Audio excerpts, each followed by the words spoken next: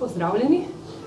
V okviru serije razprav spoprijem s razmerami in razmeri v Sloveniji in dobrodošli na današnji razpravi, predstavitveni razpravi monografije doktorice Alenke Divjak z naslovom Slovenski pedagoški tisk v borbi proti potujčevanju naše mladine v letih 1860-1918. Z velikim veseljem pozdravljam avtorico omenjene knjige in se zahvaljujem za njeno današnjo prisotnost in udeležbo.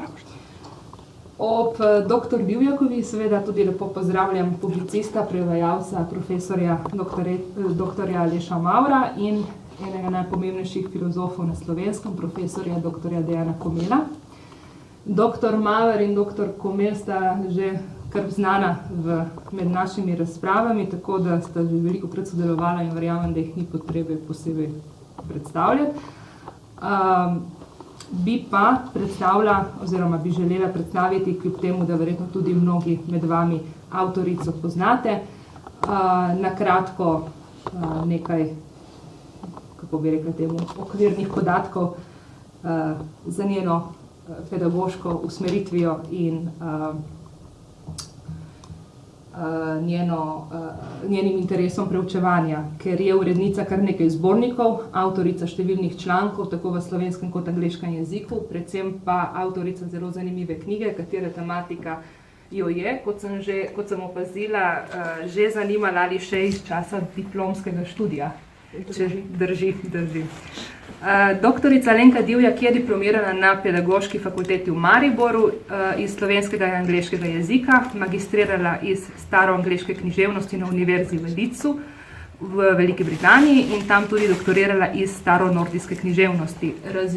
Raziskuje srednjeveške romance in hagiografije, istočasno pa si kot profesorica angleškega jezika na Centru biotehnike in turizma Grm v Novem mestu zastavlja praktična vprašanja o odnosu med materinščino in tujim jezikom v slovenski šoli ter odgovore na ta vprašanja išče tudi v zgodovini slovenskega šolstva. Leta 2008 je pri Inštitutu Nove revije, kjer avtorica deluje tudi kot raziskovalka, išlo njeno delo saga o, zdaj imam pa jaz eno težavo, kar vi naslovite, ker ste bolj specialistka, kako gre to? Saga o Kirjalaksi. Potem je zelo enostavno. Jaz si nisem upala, da ne bi kako preslovenila. Avtorica se v svojem delu, torej o tem, kar bomo danes govorili in slišali, dotika pomena osrednjih pedagoških glasil, učiteljskega tovariša, popotnika in slovenskega učitelja v letih 1860-1918, pri čemer je prepoznala in izpostavila podrejeni položaj slovenskega jezika v šolah na Slovenskem kot prvovrstno nacionalno in politično vprašanje, do katerega se je moral jasno opredeliti vsak politični in družbeni dejavnik tistega časa, ki je hotel igrati omembe vredno vlogo v slovenskem prostoru. Preučila je odzive pedagoških glasil na ponemčevanje šolajoče se mladine na Kranjskem v letih 1861-1918, koroško osnovno šolstvo pred Prvo svetovno vojno in slovenski pedagoški tisk. Posebno pozornost je namenila boju za preživetje slovenskih osnovnih šol na Spodnjem Štajerskem in slovenski pedagoški tisk v borbi proti potujčevanju slovenskih šol na Primorskem. Na koncu pa je obravnavala tudi paradoks, ki se je pojavil pri slovanskih in predvsem med Slovenci ob tako imenovani osvoboditvi izpod monarhije, da bi postali žrtve sosednjih držav. Ali drugače povedano, Slovence je zajel strah pred negotovostjo, ker jih je dotlej priklepal Habsburški monarhiji, kljub njenemu vztrajnemu kršenju slovenskih narodnostnih in jezikovnih pravic, kaj se bo zgodilo s posamičnim narodom v, če se tako lahko izrazim, neznanem svetu oziroma izven tistega, kar mu je poznano. Kot tudi avtorica sama poudarja v poglavju, ki ga naslovi Leta strahote, je bila Habsburška monarhija zaradi številnih narodov zelo zapletena tvorba. Če citiram del avtoričine misli, na eni strani sta bili za njene prebivalce koristni in potrebni njena trdnost in enotnost, zaželeno je bilo znanje skupnega nemškega jezika, skupna državna identiteta, skupni trg in zunanja odpornost, saj so se državljani le tako čutili varne. Na drugi strani pa so se manjši narodi upravičeno čutili podrejene in marsikdaj celo zatirane s strani Nemcev in Madžarov. Kasneje potem tudi nadaljuje, ko se to razvije in poda tudi mnenje, da med vojno so Nemci, Italijani in Madžari s prikrito surovostjo gospodarsko, fizično in jezikovno zatirali slovenski živelj, pokazali so, kakšni gospodari so podrejenim narodom, ko ti zaradi vojne izgubijo vse pravice. Na tej točki bi besedo prepustila doktorici Alenki Divjak in jo pač zaprosila, da nam to odlično monografsko delo nekoliko podrobneje predstavi, seveda kolikor nam bo tudi dopuščal kratek časovni okvir našega srečanja. Lepo pozdravljeni, še enkrat se zahvaljujem za povabilo, da sem lahko navzoča na tej okrogli mizi, ne samo kot obiskovalka, ampak tudi kot aktivna udeleženka. O knjigi bi pa rekla naslednje. Da sem preprosto začutila potrebo, da pogledam, kaj se je na tem področju pravzaprav dogajalo. Veliko sem brala o tem, saj sem veliko brala o teh zadevah, nisem se pa s tem aktivno ukvarjala, potem pa pred kakšnimi 3-4 leti me je pa kar spreletelo, da bi se dala napisati knjiga in potem se je začelo delo. Bili so učiteljski tovariši, bil je popotnik, bil je slovenski učitelj, bili so tudi drugi časopisi in potem sem pač jih začela prebirati. Moram povedati, da sem imela izredno srečo, da sem lahko uporabljala digitalno knjižnico Slovenije, ker so ti časopisi vsi dostopni in to ne samo ti trije, ampak tudi še mnogi drugi. Recimo ko sem pisala o položaju slovenščine na Štajerskem, sem veliko uporabljala Slovenskega gospodarja. Potem je bil Ljubljanski zvon, bil je Slovan in lahko rečem, da je vsa ta periodika dan danes dostopna in da je digitalna knjižnica Slovenije tu opravila izredno delo.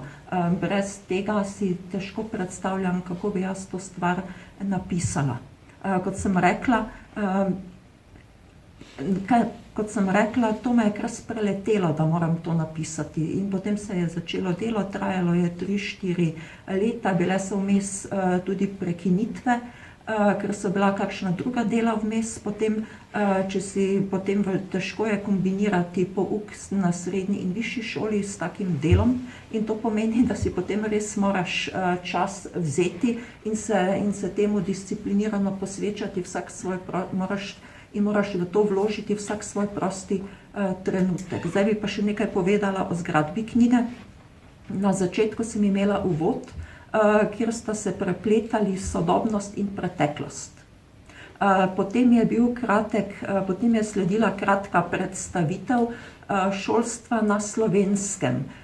Pred letom 1861, pred začetkom ustavodajne dobe, potem pa so sledila posamezna poglavja po deželah.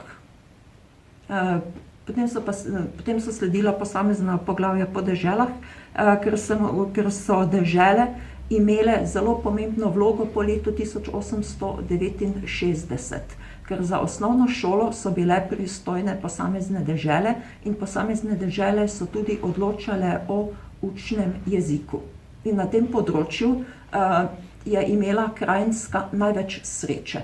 Ker Krajinska je v 80-ih letih se je zanesljivo utrdilo spoznanje, da Krajinska je slovenska dežela in ji je bilo zaradi tega nekoliko lažje. Medtem ko je bilo najtežje Koroški, zelo težko je bilo tudi na Štajerskem.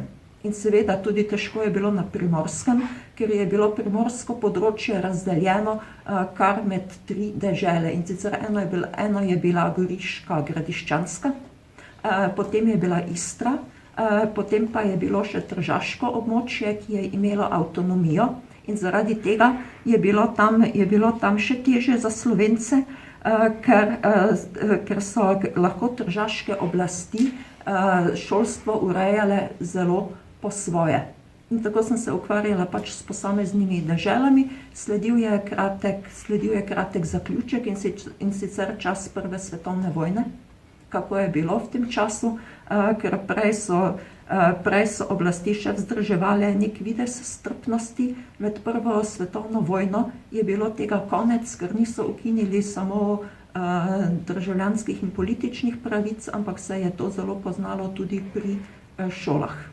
Zdaj pa vsak ima verjetno priljubljeno poglavje in tudi pri meni je enako. Priznam, da ko sem se s tem ukvarjala, da me je najbolj pritegnila Štajerska.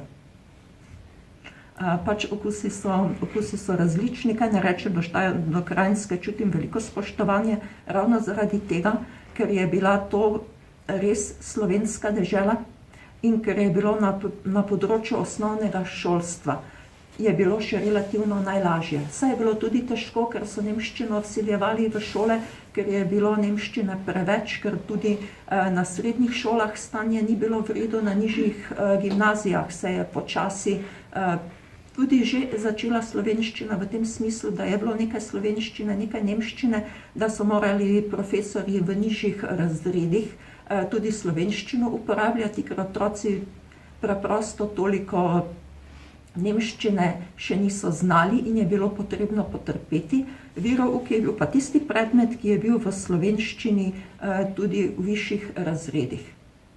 Medtem, ko je bilo stanje v drugih deželah veliko slabše. Jaz sem to preučevala in sem ugotovila, da je bilo najtežje Korošcem.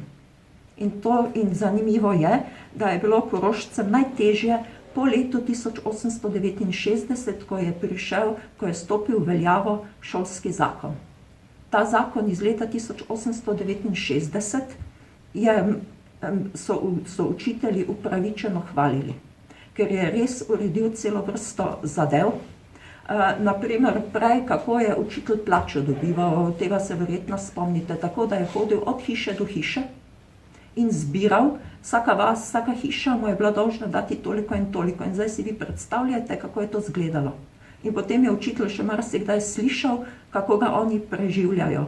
S tem zakonom se je to končalo in je dežela poskrbela za plačevanje učiteljev. In to je bila brez dvoma velika pridobitev. Potem je potrebno povedati, da se je zelo izboljšala izobrazba učiteljev. Kakšna je bila prej učiteljska izobrazba? Da je učitelj končal najprej normalko ali glavno šolo, to so bile tako imenovane boljše osnovne šole. Potem so pa sledili učiteljski tečaji, včasih so bili pa tudi preparandi, to je trajalo kakšni 2 leti. Ta izobrazba ni bila ne vem kaj. In ko so uvedli 4-letna učiteljišča, je bil to velik napredek. Potem to je bil tudi velik napredek glede ženske enakopravnosti, ker tudi ženske so se šolale na učiteljiščih in kar je še pomembnejše, ni bilo razlik v snovi, ki so jo predelovali učiteljski kandidati in učiteljske kandidatke.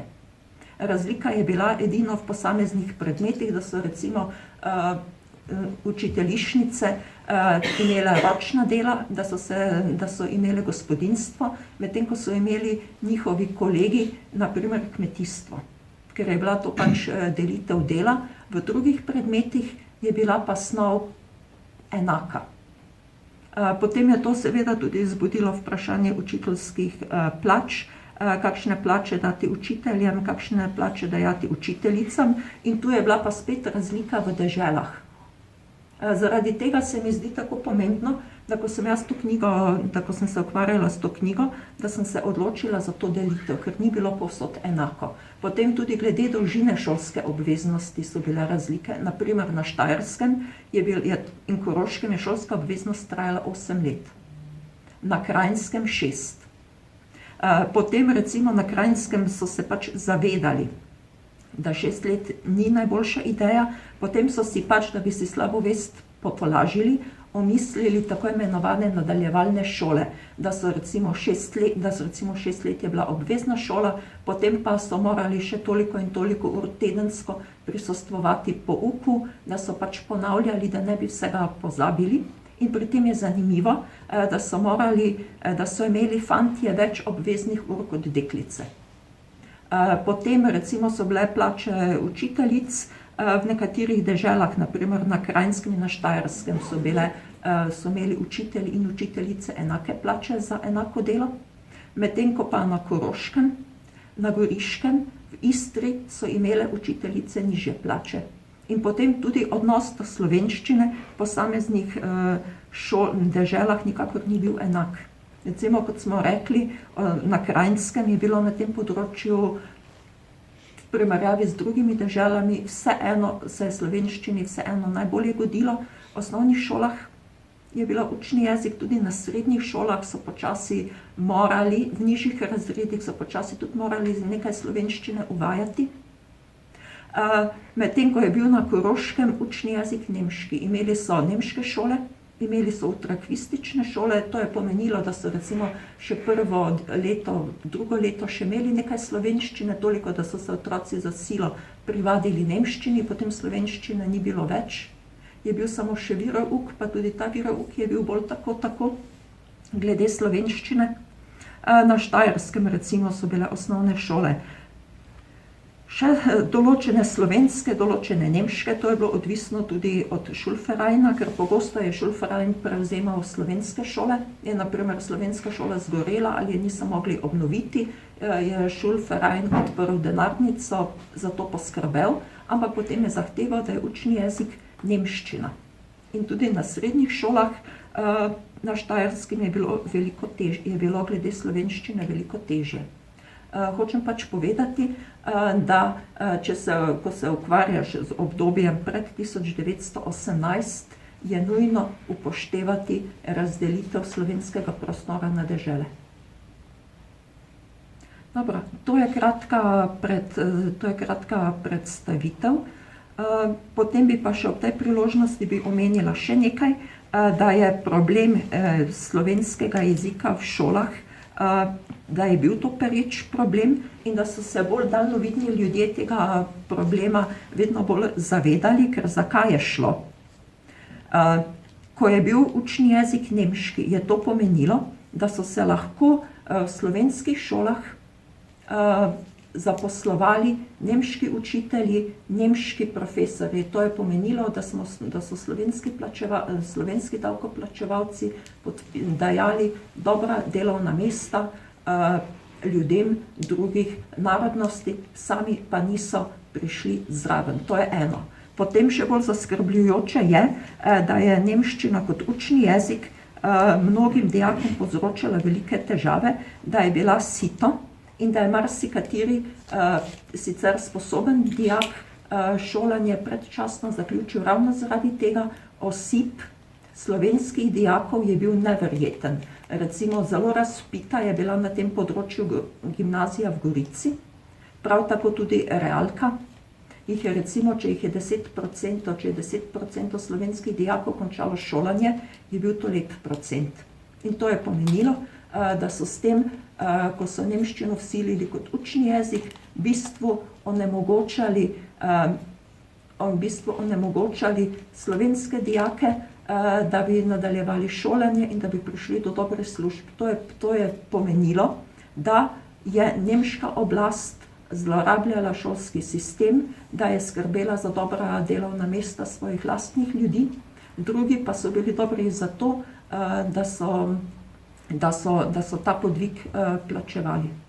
In ko danes razmišljam o raznih zadevah, če se vrnem v sodobnost, priznam, da me kar skrbi, ko bi radi angleščino kar tako uvajali na univerze kot učni jezik in podobno. Jaz se sprašujem, če smo na tem področju Slovenci dovolj previdni, da se nam ne bo zgodilo, da nas bodo zrinili angleško govoreči strokovnjaki.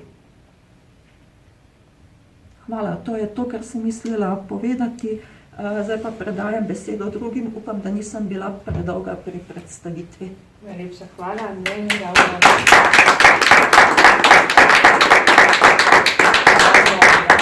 Bomo s to tematiko in to perečo še nadaljevali, ker ste odprla kar nekaj zelo aktualnih točk.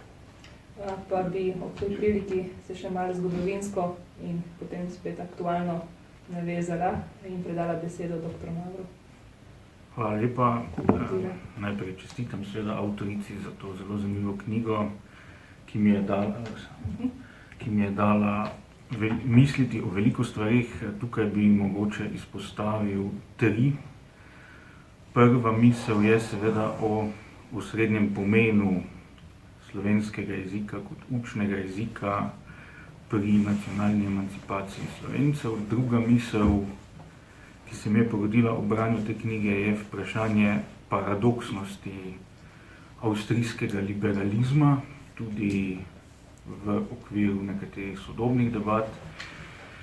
In pa tretja misel je pa vendarle, kaj pravzaprav ta koncentracija na jezik tudi povzroči v našem narodnem razvoju, ki pa je mogoče slika nekoliko drugačna. Tu pri prvi točki je že dr. Divjakova sama seveda nakazala številna zelo pereča vprašanja in počrtala svoje ugotovitve.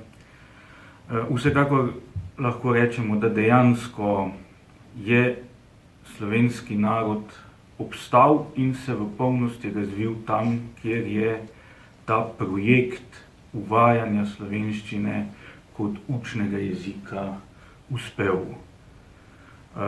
In v tej knjigi vidimo seveda, kaj se je dogajalo do takrat, ko tega učnega jezika ni bilo, da se pravzaprav učenci in tudi dijaki niso dobro naučili niti maternega jezika v njegovi knjižni različici, niti tujega jezika, v tem primeru v glavnem nemščine. In gotovo tu človek najprej pomisli na razvoj na Koroškem, čeprav me je kar nerodno o tem govoriti v priču dr. Stregarja, ki te zadeve pozna veliko bolje kot jaz. Ampak vseeno se mi zdi pomembno počrtati, da se je na Koroškem zgodilo ravno to in da je tam bilo dejansko, torej, da je bil dejansko slovenski neuspeh ali pa neugodne okoliščine ravno na področju učnega jezika ali šolstva odločilen za to kalvarijo, ki so jo doživljali koroški Slovenci in Slovenke in ki jo deloma seveda še doživljajo. In pri tem sem se zlasti ob branju tudi knjige dr. Divjakove sem se zlasti spomnil na znameniti potopis, odkriti kasneje sicer Frana Cvitra, njegovo potovanje po Koroškem leta 1930, ko slika pravzaprav zelo zanimivo jezikovno podobo velikega dela slovenske Koroške in ko pravi, da zaradi razmer v šoli, ko dvojezična ali utrakvistična šola pravzaprav pomeni, in je to verjetno pomenila celo še v 70. in 80. letih, predvsem sredstvo ponemčevanja, da dejansko slovenski absolventi teh šol niso zmožni brati niti knjig Mohorjeve družbe v knjižni slovenščini. Čeprav po drugi strani seveda imamo tam pojav, ko je dejanska raba slovenščine v narečni obliki precej bolj razširjena, kot pa o tem pričajo razne statistike, ne? In govorijo slovensko v narečni obliki seveda ljudje tudi tam, kjer statistično ni nobenega Slovenca prijavljenega k slovenskemu maternemu ali občevalnemu jeziku pri statistiki. Tako da ta osredinjenost Slovencev na jezik je vsekakor bila razumljiv sad zgodovinskega razvoja. Vodi pa seveda tudi do tega, da na Slovenskem zelo težko razumemo okolja, kjer pa jezik ni edini element narodne zavesti ali izgradnje naroda. In tu ne morem mimo tega, da ne bi omenil okoliščine, ki mene osebno zelo boli. To je to pomanjkanje empatije, ki jo občutim pri Slovencih, recimo do Ukrajincev. Iz zgodovinskega vidika je popoln absurd, da se toliko Slovencev, bi rekel, kar velika večina, v tem rusko-ukrajinskem sporu iz zadnjih desetletij postavlja na rusko stran. Seveda je tudi to deloma posledica tega razvoja v 19. stoletju, zaradi pomankanja dejanskih stikov z ruskim prostorom. Smo nekako sanjali o velikem slovanskem bratu, ki bo prihrumel in nas rešil, seveda nas nikoli ni, in to je tudi eden od razlogov, da je pač naš pogled na Rusijo še vedno idealiziran. Ampak seveda tukaj ravno zato mi ne moremo razumeti, da nekdo, ki govori doma rusko, se čuti Ukrajinca. To je za slovenskega človeka popolnoma nerazumljivo. Čeprav mislim, da ravno na Koroškem se zdaj tudi to že dogaja, da po eni strani govorijo slovensko ljudje, ki nimajo neke posebne slovenske zavesti, po drugi strani pa je verjetno že veliko ljudi, ki imajo slabo znanje slovenščine, pa ohranjajo neko slovensko zavest. No, toliko mogoče prvi točki za enkrat. Potem druga točka, ki je tudi že dr. Divjakova izpostavila in iz njene knjige zelo lepo razvidna, je ta dvoumnost in paradoksnost avstrijskega liberalizma, ki se je seveda porodil v svoji klasični obliki iz odpora zoper izjemne privilegije in privilegirani položaj, ki ga je dobila katoliška cerkev s konkordatom leta 1855. In kot je seveda dr. Divjakova opozorila, na eni strani je slovensko učiteljstvo dojelo majske zakone 1868 in pa potem šolsko reformo 1869 kot osvoboditev, vidimo tudi čisto v materialnem smislu. Po drugi strani je pa seveda bil ta avstrijski liberalizem, kot pravzaprav vsi takratni evropski liberalizmi, problematičen ravno zaradi tega, ker je sebi lastno jasnostjo zapisal, seveda največji kritik verjetno liberalizma na Slovenskem, Anton Mahnič. Liberalizem pa centralizem, to je identično. In ker je pač v tem avstrijskem liberalizmu veljalo, da je množica nerazsvetljena, zato je ne smemo pripuščati k državnemu koritu, mora vse priti od zgoraj navzdol.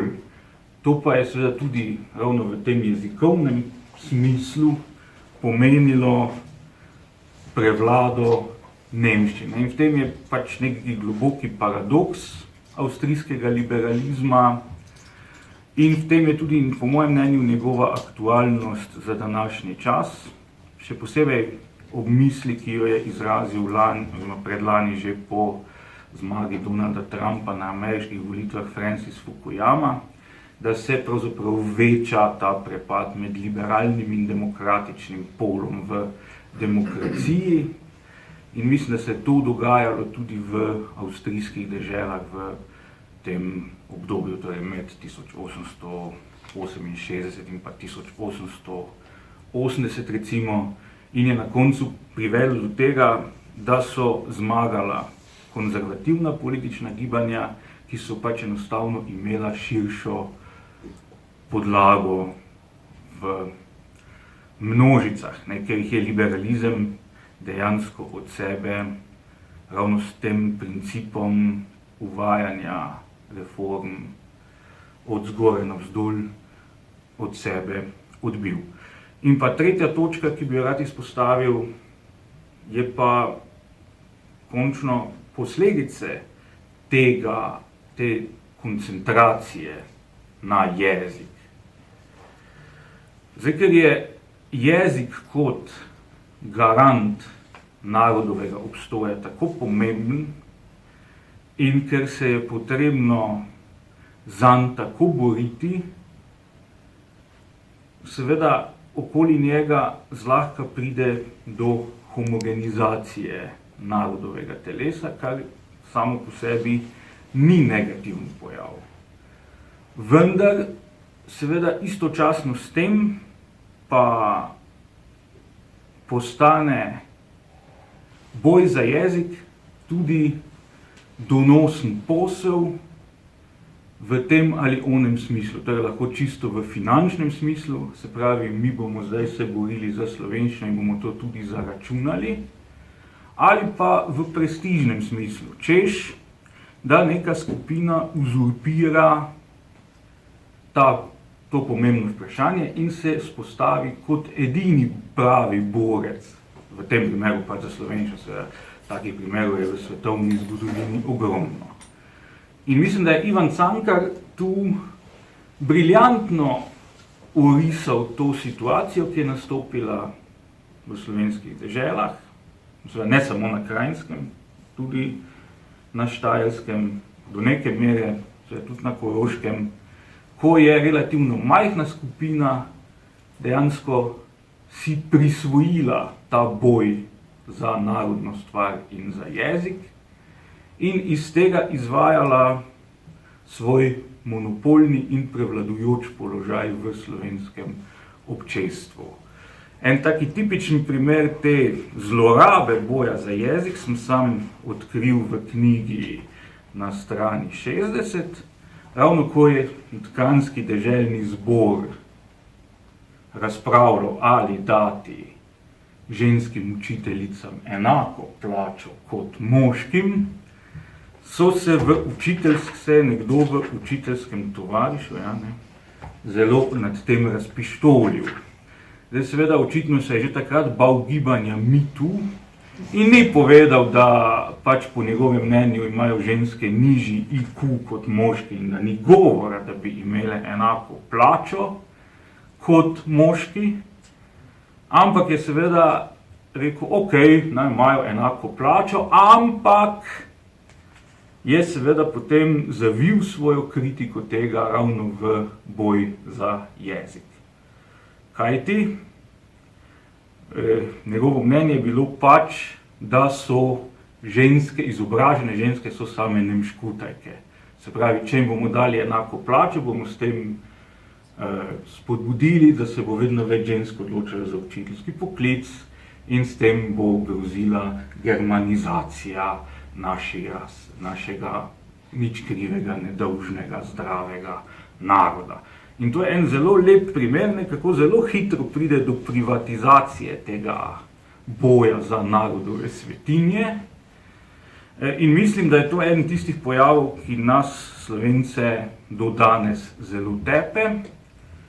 Sicer v današnjem času je bolj zakamufliran v gospodarske pojme, torej ko nekako velja in tudi Slovenci večinoma mislijo, da če je lastnik nekega podjetja Slovenec, je to že avtomatsko tudi naše in zato temu Slovencu kot lastniku podjetja seveda vse oprostijo, tako kot so tudi temu borcu za jezik vse oprostili, čeprav je počel svinjarije. In jaz se bi zelo težko odločil, kaj je zdaj v tem trenutku za slovensko občestvo manj spodbudno, ali torej to, da smo preveč popustljivi do novega potencialno hegemonističnega jezika angleščine, ali da dopuščamo v imenu boja za narodove svetinje, da relativno majhna skupina ljudi torej zavira dejansko modernizacijo, ker teh primerov je še kar veliko v knjigi, recimo tudi nastanejo zelo dobri učbeniki za nemščino, pa se takoj pojavi odpor, pa mi tega ne bi uporabili, ker se bojo pa potem Slovenci preradi učili nemščino. Tako da mislim, da je to tudi recimo taka fiksacija na neko narodovo svetinjo, kot je pač v slovenskem primeru jezik, ima seveda tudi svoje pasti in tudi ta knjiga to zelo lepo prikazuje. Hvala lepa.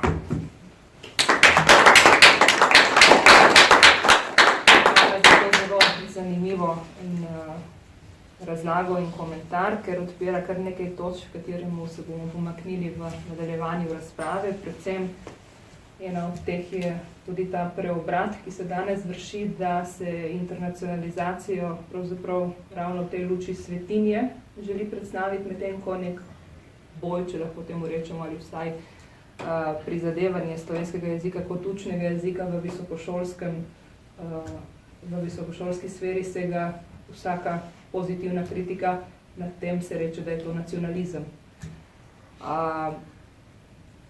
Kot rečeno, na tej točki bomo nadaljevali z razpravo, aktualnejšo razpravo slovenščine, in preden pa predam besedo dr. Komelu, bi morda izpostavila tudi sama nekaj točk glede te aktualne teme, ki je prišla na plan v zadnjih 2 letih z zakonom o visokem šolstvu oziroma predlogu zakona o visokem šolstvu in v bistvu celotni postavitvi slovenščine kot učnega jezika kot nekaj problematičnega, s tem pa veliko več dala in nekih sredstev finančnih in vse raznimi vrstami podpor tujim jezikom, z seveda določenimi nameni, ki jih upam bomo še razgrnili.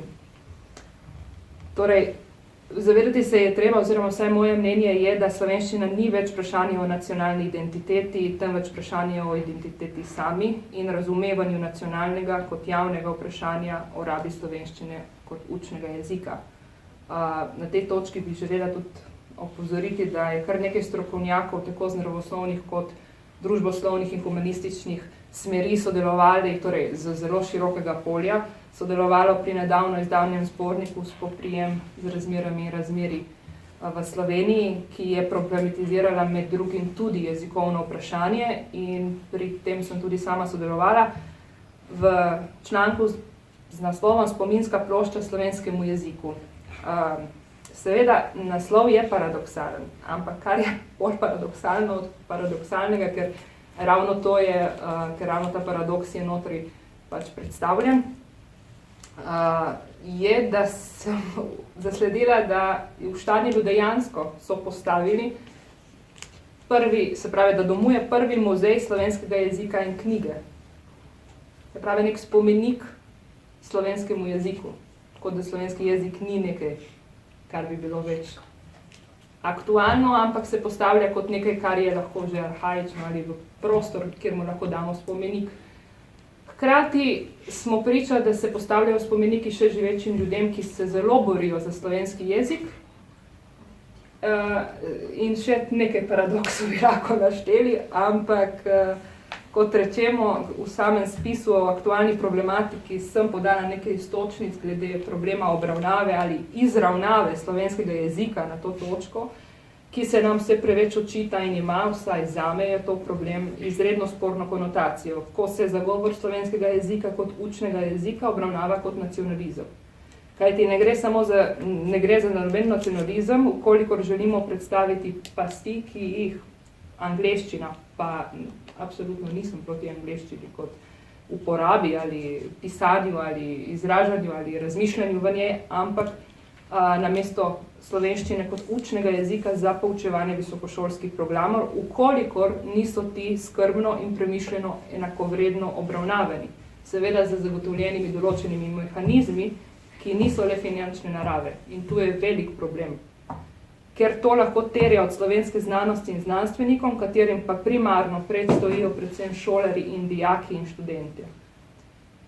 Ker se je v zadnjih 2 letih v to mašinerijo konkretno vpletla, ali bolje rečeno zapletla, ker jo je precej zapletla vlada, ne govorimo več toliko o rabi, temveč izrabljenosti slovenščine za uveljavitev novega zakona o visokem šolstvu oziroma projektu tako imenovane internacionalizacije, ki ni toliko problematičen zaradi, saj z mojega vidika, zaradi same internacionalizacije, temveč zato, ker se dejansko izrabi do sedaj zelo dobro delujoči šolski sistem in kar se dogaja privatizacija javnega sektorja. Ne gre za to, da bi srž problema tičal v kakšnih na privatnih univerzah, temveč gre za to, da tako imenovane državne univerze in tudi tista, ki ni povsem državna, ker ima tudi na tak način dvojno korist, niso odgovorile na vprašanje razmejitve javnega in privatnega, ter se niso tudi opredelile glede svojega izvajanja rednega in izrednega študija.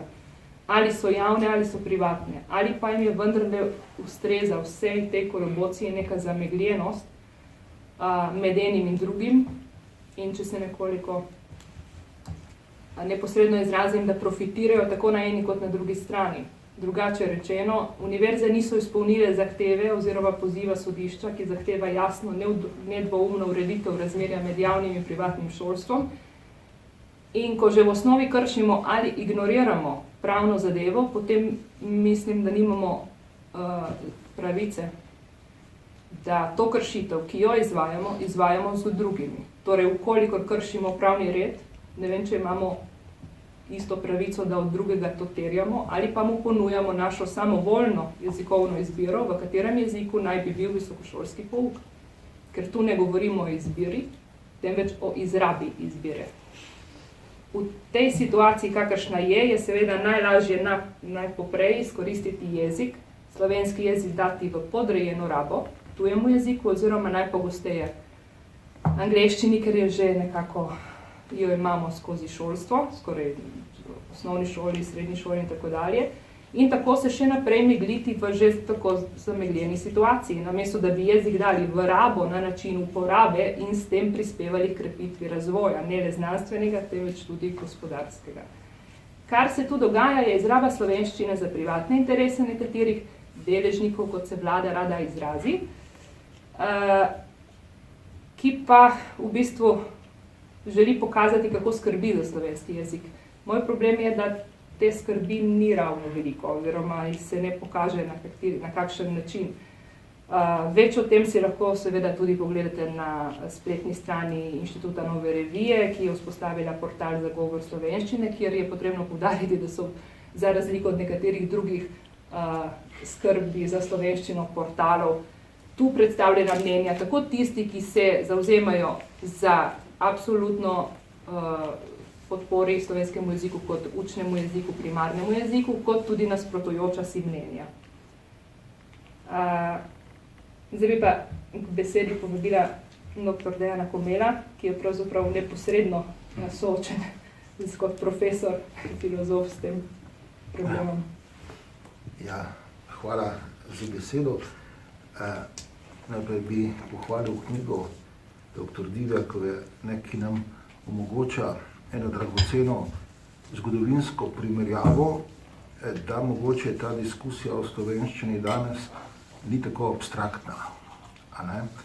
Torej, ta zgodovina nas pouči, da razmere za slovenščino nikoli niso bile ne samo idealne, ampak torej, da je zmeraj obstajala neka nevarnost, da se ta jezik opusti. Ali je bilo to samovoljno, ali je bilo to pod prisilo, seveda tu imamo različna obdobja in različne etape v tem narodnostnem razvoju.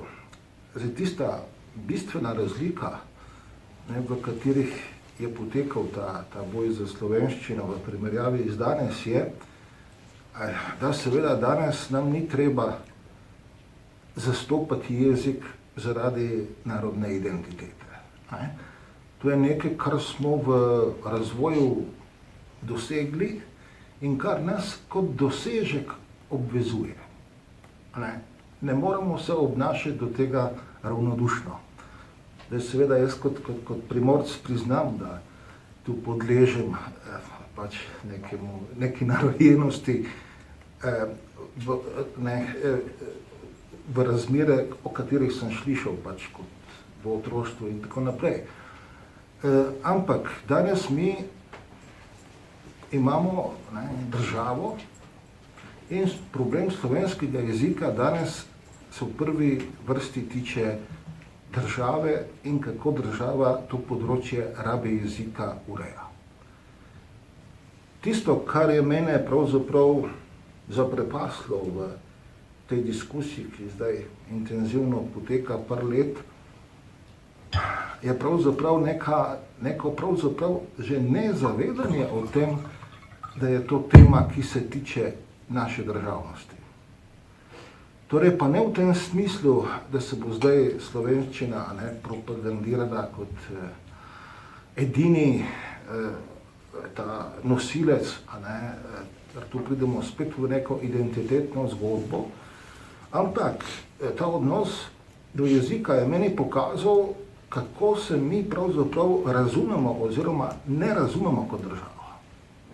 Da mi verjetno v tem poosamosvojitvenem obdobju nismo bili sposobni razviti bistvenih funkcij države, ki ne zadevajo samo jezika, ampak še druga polja, ki mogoče bolj vsakdanu, bolj neposredno zadevajo pač državljane, kot pa recimo neko še zmeraj dokaj abstraktno vprašanje rabe jezika.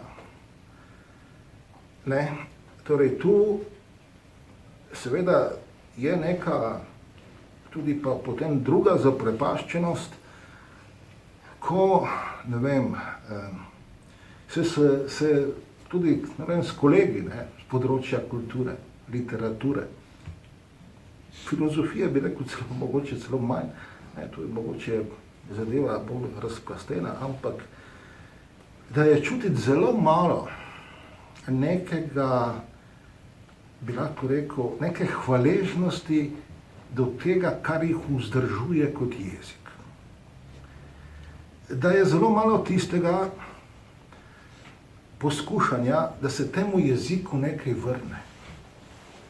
In zdi se mi, ne, in to je tudi razlog, da se raznih kulturnih diskusij in podobnih zadev tudi vedno redkeje udeležujem, ne, zdi se, da je ta oseben vidik uspeha, ne, prevaliral čez vse. Torej, pričakujem, da bojo seveda tudi tisti, ki bi morali biti tvorni, ne, v tem jeziku, čez nekaj časa pač iskali uspešnost v drugem jeziku. Ne. Torej, bojo recimo svoje pesniške zbirke prevajali iz angleščine nazaj v slovenščino, pa, kot je bilo rečeno, od tega zaslužili.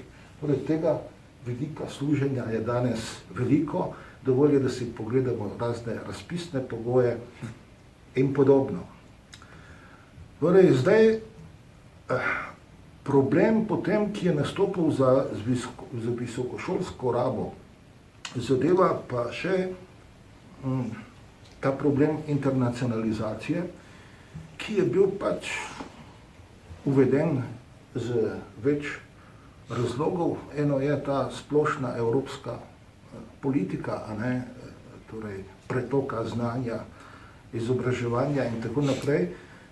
Ne, jaz sem tu že 10 let približno Erasmus koordinator, tako da sem sam na tem področju precej deloval.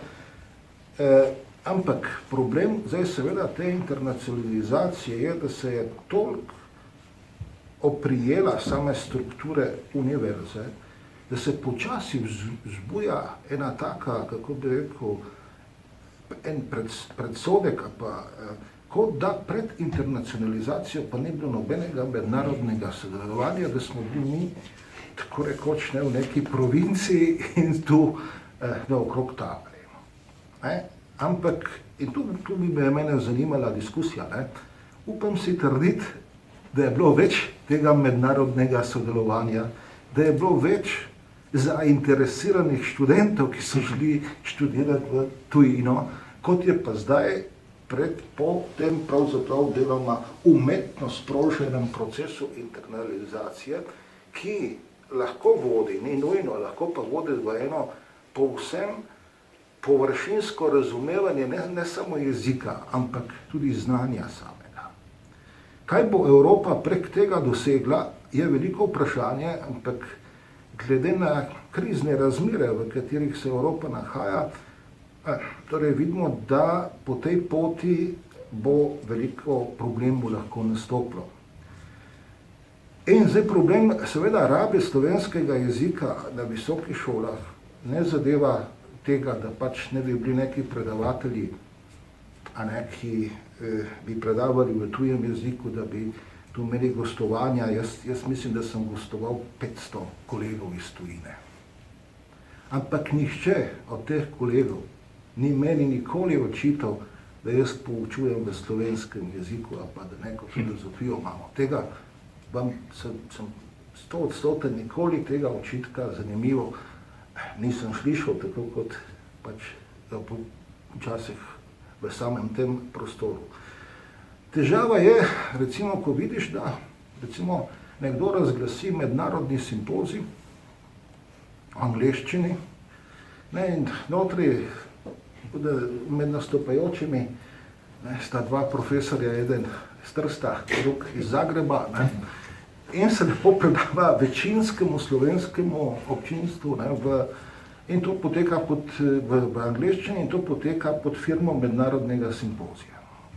Tu vidite, kako lahko pride do neposredne uzurpacije, ne, da potem je treba delati vse v duhu te internacionalizacije. Ampak zadeva postane resna, ne, ko se mi vprašamo, in to bi bilo treba pač na državni ravni resno se spoprijeti s tem, če mi zdaj opustimo, pa večinsko opustimo rabo slovenščine v visokem šolstvu, kakšne nasledke ima to za delovanje celotne družbe. Torej, prvo področje, ker si tega mi ne moramo privoščiti in zaradi česar potrebujemo visokošolski pouk slovenščine, je recimo področje prava. V pravu je jezik pravica, pravica, ki jo mora sodišče respektirati, ne, kot proces demokratizacije in osamosvojitve se je, ne, če se še spomnite, začel zaradi določene rabe določenega jezika na sodišču, ki pač jo ne dovolilo. Ne, in to se pravi v smislu pravnega, ne, je seveda zdaj raba jezika ni nekaj, s čimer bi se neka država lahko igrala. Tu so stvari spravljene pravzaprav sistematično v neko ingerenco, torej te pravne, ne samo pravne strukture, ampak tistega tudi, kar jamči ustava in tako naprej. Torej, nihče v Sloveniji zdaj, ne, se tudi na drugih področjih, seveda teh osnovnih ustavnih določb in to ni pripravljen spoštovati. Če greste gledati pravilnike univerz, pravilnike raznih društev in podobnega, torej mimogrede, a ne, se notri zapisujejo stvari, ki pravzaprav se zoperstavljajo ali pa sploh ne ignorirajo, a ne, neke ustavne določbe. Torej, prvi nasledek te nerabe slovenščine v visokem šolstvu bo seveda, da se bo povečala na samem pravnem področju, znajo nastopiti ogromne težave. Drugo področje je seveda področje šolstva. Ne? Torej, zdaj, če ne bo pouka v slovenščini na visokih šolah, na visokem šolstvu se ne bojo pisali učbeniki, vedno večja bo potreba po uvajanju angleščine v osnovne šole, pa že v vrtce, ker se nobenemu v slovenščini več ne bo splačalo ničesar učiti. Ne? In za pričakovati je, torej, da bo se celoten proces z visokega šolstva prenesel še na srednje šole in v osnovne šole. Tretje področje, ne, ki ga omenjam, je recimo področje medicine. Mogoče se bo zelo komu čudno, ampak odnos s pacientom potrebuje neko znanje jezika. Ne? Če tega ne bo, kam bomo potem, kako bo medicina obratovala, recimo? A bo to še medicina, ali bomo to opustili? Recimo, zdravstveni sistem. Vsi ti sistemi, ki jih omenjamo kot kritične. Torej, tu bi šel lahko še naprej, ne, vzemimo potem medije. Torej, če ne bo pouka slovenščine na visokih šolah, bo diskusijska zmožnost novinarjev, intelektualcev in to se toliko zmanjšala, da ne bo nobene potrebe po diskusiji o bilo čem v tej združbi, ne, ki jo opredeljujemo kot področje Slovenije. To se pravi, ne, da tu bojo postale kritične že politične svoboščine. Torej, jezik je tudi politična svoboščina, ne samopravna kategorija. Torej, ta majhen opis lahko, kako bi rekel, zdaj nekoliko izostreno podaja neko perspektivo, ki bo iz tega nastala. Ampak je ne podajam kar tako, ampak zato, ker bi to morali na državni ravni določiti, kako se bomo glede tega obnašali. To, da se mi tega izogibamo, da to prenašamo potem na podizvajalce, to vprašanje jezika, ki se pač odločajo v skladu s svojimi potrebami, je seveda nekaj, kar bo to državo spravilo v neprijeten položaj, da bo po eni strani slovenščina eden od uradnih evropskih jezikov, po drugi strani bo pa uradno in uradniško v sami Sloveniji ukinjena. Zdaj si zamislite nekega ustvarjalca v slovenščini iz obdobja, iz katerega izvira ta knjiga, torej, če bi mu kdo govoril o takem razvoju, verjetno bi se kar precej zdrznil. Ampak tak razvoj je, ker mi v tem poosamosvojitvenem obdobju nismo uspeli razviti funkcij države. Torej, to ne pomeni, da sem jaz zagovornik kakšnega etatizma, ampak upravljanje z državo, o katerem noben, neverjetno te besede niste prebrali v medijih, ker se to zamenjuje preprosto z državno upravo. Ampak tudi z državo samo je treba upravljati. In ni vse eno, zdaj, ko bomo imeli volitve, v kakšen prostor pravzaprav neka politika ali pa nek politik vstopa. Zdaj, če je to tako, potem seveda lahko tu politični interesi, ali pa tisto, kar je bilo prej imenovano nacionalni interes, se pravi ta posebnost, prevlada nad občo koristjo in tu potem pride do velikih problemov. Recimo konkretno zdaj v tej tenziji Evrope, kako se bo bodoča Evropa sploh konstituirala, verjetno nas bo to vprašanje doletelo nepripravljene. In je zelo problematično, na kateri ravni ga bomo se z njim pripravljeni spopadati. Ali pa bomo se prepustili neki poddržavni obliki, in kar seveda v preteklosti je bil premnogokrat primer.